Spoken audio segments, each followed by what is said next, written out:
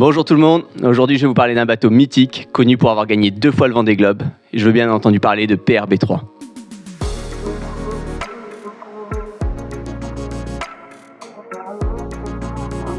Ce bateau, il a une histoire incroyable et si dense qu'on pourrait en parler pendant des heures.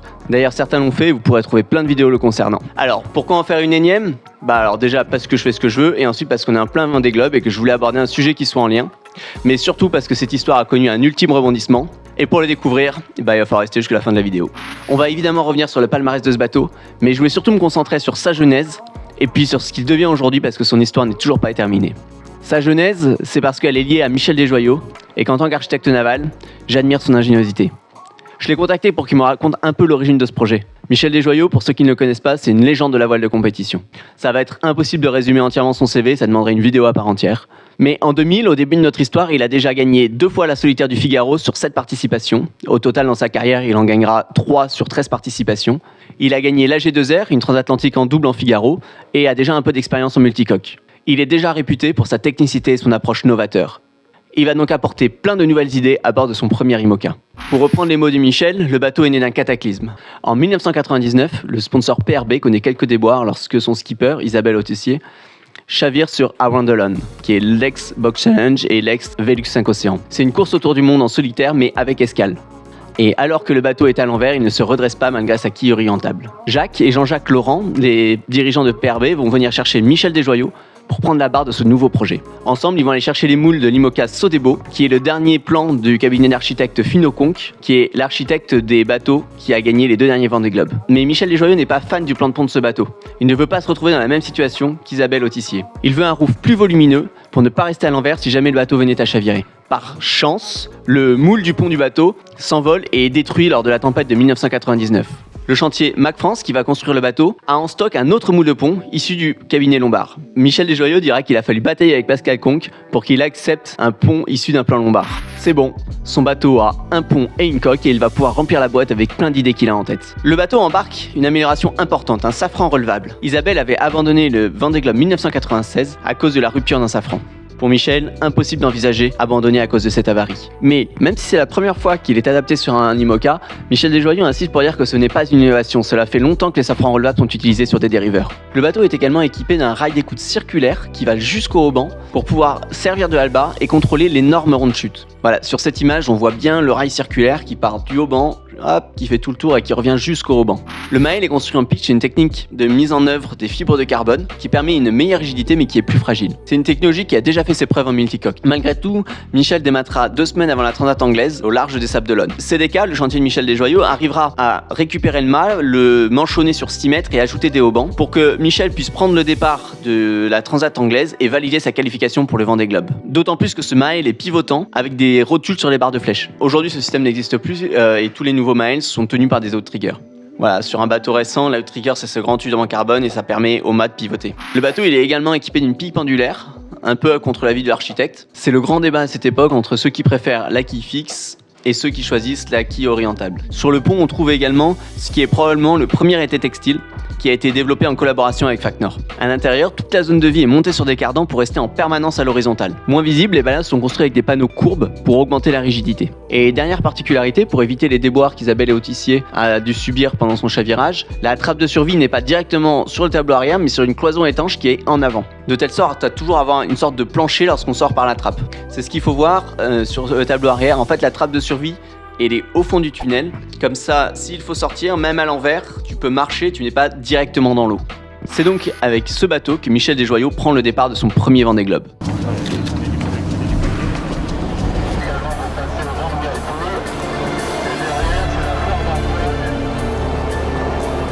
C'est étrange ce truc, on part avec le bateau. J'ai jamais fait des parcours si longs, alors je sais pas ce que c'est. Et puis on laisse tout le monde sur le quai, hein, sur le quai ou sur la vedette. Et puis la prochaine fois qu'on les revoit, c'est dans 3 mois et demi, tu te rends compte? J'ai jamais fait ça.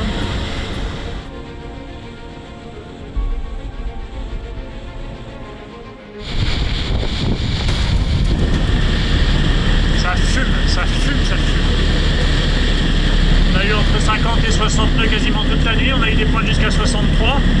Là ça s'est calmé, il n'y a plus que... Honnêtement, il y a encore 57.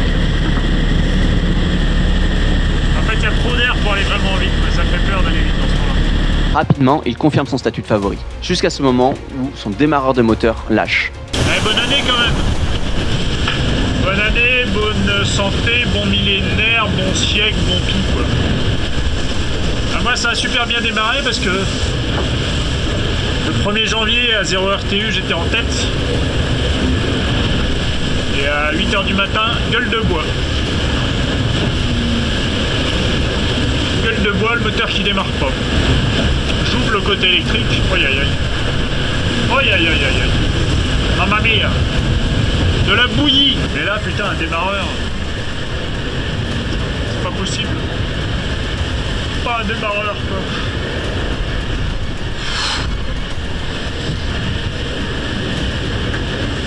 Pas un démarreur, c'est pas possible. Et si pourtant. Putain, on m'aurait dit que je perdrais le globe sur un coup de démarreur. J'aurais dit bah non, tu rigoles, ça tombe jamais en panne ce truc. Ça c'est le démarreur du moteur. Oui, j'ai pas dit des conneries, c'est le démarreur du moteur, voilà.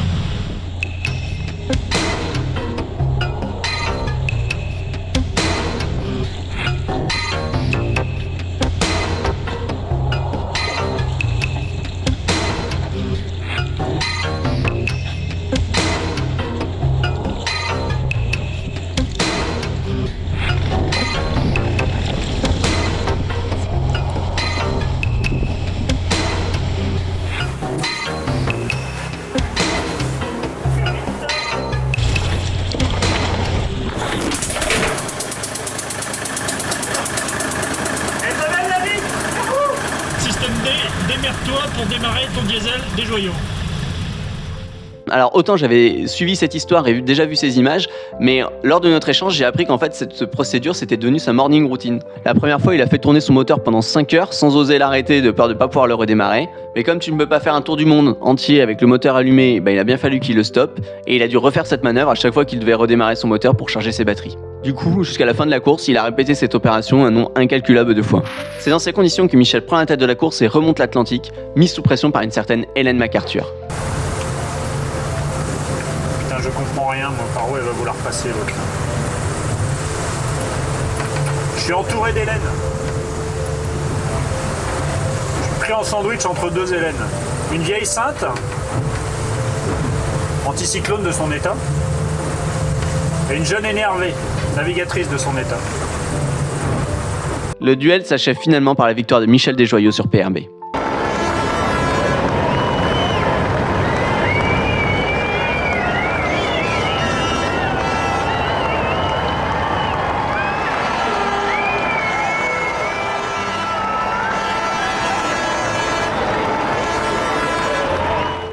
À l'issue de ce Vendée Globe, l'enseigne de supermarché géant va lui offrir la barre de son tout nouveau trimaran Orma, ce qui laisse une place vacante sur le bateau PRB.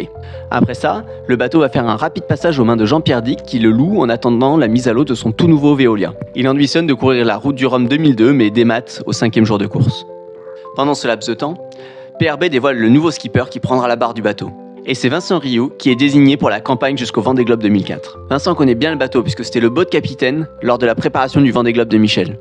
Lors des courses de préparation et de qualification au Vendée Globe, Vincent s'illustre par quelques jolis classements, dont une 4e place sur la Transat Jacques Vabre 2003. Mais il connaît également son lot de déboires puisqu'il démate sur The Transat. Le 7 novembre 2004, Vincent prend le départ de la 5e édition.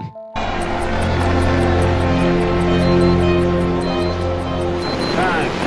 4, 3, 2, 1.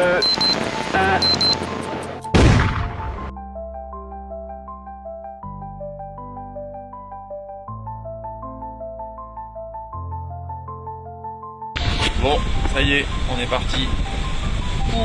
Ça n'a pas été une journée facile, hein. Je crois que j'ai pas souvent chialé comme ça. Il passe sa course dans le groupe de tête, mais toujours derrière Jean Le Cam, jusqu'à la remontée de l'Atlantique où le roi Jean se fait empétoler dans l'anticyclone de Sainte-Hélène. Ce qui permet à Vincent Rioux de prendre la tête et de terminer premier au Sable d'Olonne.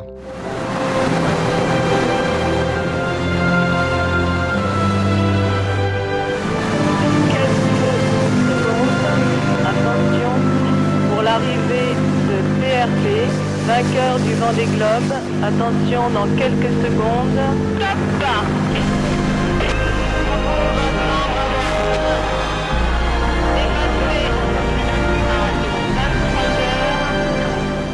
PRB3 devient alors le premier et à ce jour l'unique bateau à avoir gagné 2 fois le Vendée Globe. On peut alors imaginer que ce bateau qui vient d'entrer dans la légende va connaître un destin glorieux. Mais l'histoire est malheureusement plus sombre. Mais n'allons pas trop vite, il lui reste encore quelques belles années à vivre. À l'issue du Vendée Globe 2004, le bateau est racheté par Roxy qui confie la barre à Anne Yardet, qui va courir la Route du Rhum 2006, avant de céder sa place à une jeune anglaise, Sam Davis, qui courra le Vendée Globe 2008.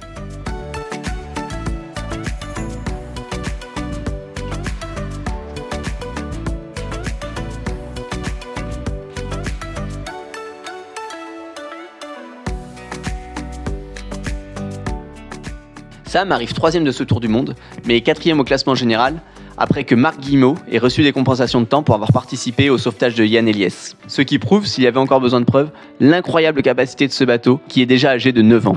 Mais en 2009, Roxy arrête le sponsoring voile et le bateau est vendu à un groupe polonais de distribution de fruits et légumes, qui choisit le skipper Armand Coursodon et Krzysztof Ozarek, qui est un polonais, Krzysztof Owczarek. pour participer à la Barcelona World Race, une course en double autour du monde. Malheureusement, le bateau n'est pas autorisé à prendre le départ. Le moteur n'est pas assez puissant pour répondre aux nouvelles exigences de la jauge IMOCA et le bateau n'est toujours pas arrivé à Brest, à Barcelone, à la date limite. Il est rapatrié à Brest et laissé à l'abandon. Depuis 2010, le bateau croupit dans le port de Brest. Il n'est pas entretenu et coûte cher à l'entreprise qui a failli se le faire saisir en 2013. Mais le groupe polonais a toujours refusé de le vendre. Plusieurs skippers ont pourtant officiellement confirmé leur intérêt pour le racheter, comme Anne Lardé, Gildas Morvan ou comme Michel Desjoyaux me l'apprenait, un marin du bateau Le Français. Et probablement sans doute d'autres dont on n'a pas eu connaissance. Sa coque est trouée à force de heurter le ponton. Ses voiles sont pourries et sa carène ravagée par les algues. Difficile d'imaginer qu'on a sous les yeux un bateau de légende. Anne Yardet a navigué dessus en 2005 lorsqu'il s'appelait Roxy. En le voyant ainsi, elle est sous le choc. Quel gâchis, putain! Lorsqu'il est venu s'amarrer à Brest en 2012, elle a essayé de le racheter à son propriétaire polonais. En vain. Oh, je suis écœurée. C'était un bateau super, un bateau sûr, un bateau vachement marin.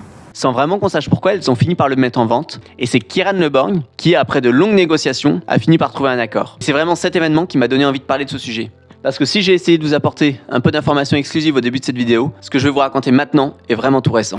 Quand j'ai appris le rachat du bateau, j'ai absolument voulu savoir ce qu'il allait devenir. J'ai donc contacté Kieran pour qu'il me raconte tout ce qu'il avait comme projet avec ce bateau. Globalement, ça fait à peu près une quinzaine d'années que je traîne sur le port de Brest, une dizaine d'années que je vois ce bateau qui est arrivé, qui me faisait un peu rêver au début et puis que j'ai vu un peu dépérir au fur et à mesure des années, quoi. Ça fait déjà 5-6 ans que je rêve de récupérer ce bateau. Après, c'est vrai qu'au début, c'est un rêve qui était vraiment à l'état de rêve de petit garçon, quoi. Il y a pas mal de monde qui essayait de le récupérer à l'époque. Moi, je m'étais même pas intéressé au sujet, quoi. Et puis, il y a à peu près un an, je me suis dit, maintenant, c'est plus possible. Faut se débrouiller par la porte ou par la fenêtre, mais faut récupérer ce bateau, quoi. Et comme tu dis, ce bateau-là, il y en a plusieurs qui l'ont voulu, qui se sont fait la même réflexion que toi. C'est dommage de le laisser pourrir alors qu'il a une histoire incroyable. Qu'est-ce qui fait que les Polonais, ils ont accepté de te le céder à toi? Ouais, déjà ils étaient un peu plus souples dans le sens où clairement le bateau, s'il se passait rien, à un moment le mât allait tomber sans passer, parce qu'à un moment le port leur a dit maintenant il faut faire quelque chose, faut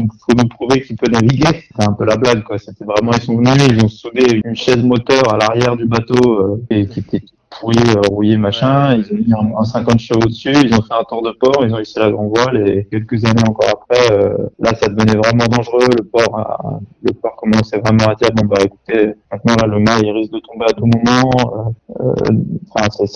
ça devient vraiment dangereux. Donc ouais, c'est vrai qu'il commençait à devenir un peu plus souple, disons, mais ça a quand même duré 1 an de négociation, 1 ou 2 ans avant qu'on commence à entamer les discussions avec eux. Je crois qu'ils avaient déjà voulu au final le retaper, mais ça coûtait déjà cher, quoi. T'acceptes de nous dire ou pas combien tu l'as racheté ou... Non, on l'a dit à personne, mais c'est vraiment que dalle, quoi. C'est le prix des moules qu'il y avait en dessous, quoi. Je te laisse faire le calcul au kilo de moules. Non, c'était pas grand chose, mais puis après c'est même pas vraiment le prix de l'achat du bateau, c'est vraiment la rénovation qui est derrière. Après, c'est exactement qu'est-ce que t'estimes comme budget, parce que ce bateau, tu vas peut-être pouvoir nous sortir un peu plus, mais qu'est-ce qu'il y a de prévoir à refaire et dans quel état tu l'as récupéré C'est difficile à dire maintenant, mais on estime aux alentours de 400 000 €, quoi. Par exemple, il faut qu'on change la quille. Il n'y a plus de winch à bord parce qu'il s'est fait voler. Il n'y a plus d'électronique, il n'y a plus un gramme d'électronique. Puis structurellement, on doit encore finir l'expertise. Et puis, en tout cas, il ne pourra plus être à la jauge IMOCA. La classe IMOCA a établi quand les bateaux au-delà de 2000, je crois, peuvent plus, avant 2000, ils peuvent plus prendre le prochain départ du Vendée, par exemple. Même ça n'aurait pas vraiment de sens de faire courir en classe IMOCA. Par contre, le faire courir sur des catégories vintage, style route du Rhum, Rhum mono, il a pour vocation de naviguer en course. Après, l'idée, par contre, ce sera sûrement de faire plus d'équipage. On leur fait de base pour courir, quoi. On améliore un tout petit peu le confort pour mettre un petit peu plus d'espace, un petit peu plus de bannettes et tout ça. Mais par contre, on garde tout en léger pour qu'il continue d'avoir cette glisse comme il était réputé d'avoir. La finalité de ce projet, c'est surtout d'ouvrir la course au large au maximum, qui va être une petite académie de course au large, de faire venir du monde et puis de sortir des personnes qui sont douées et qui ont envie d'aller plus loin. Bon courage pour tout cette aventure, j'ai envie de dire. Allez, bonne Voilà. journée. Ciao, Baptiste. À plus tard, ciao. Voilà, j'espère à tous que vous avez apprécié cette vidéo et que vous avez appris des nouvelles choses à propos de ce bateau. En pleine période de Vendée Globe, n'hésitez pas à suivre cette formidable course. Si j'apprends de nouvelles choses à propos de PR1V3, je ne manquerai pas de faire un petit update à cette vidéo. N'hésitez pas à vous abonner et à découvrir toutes les autres vidéos de la chaîne.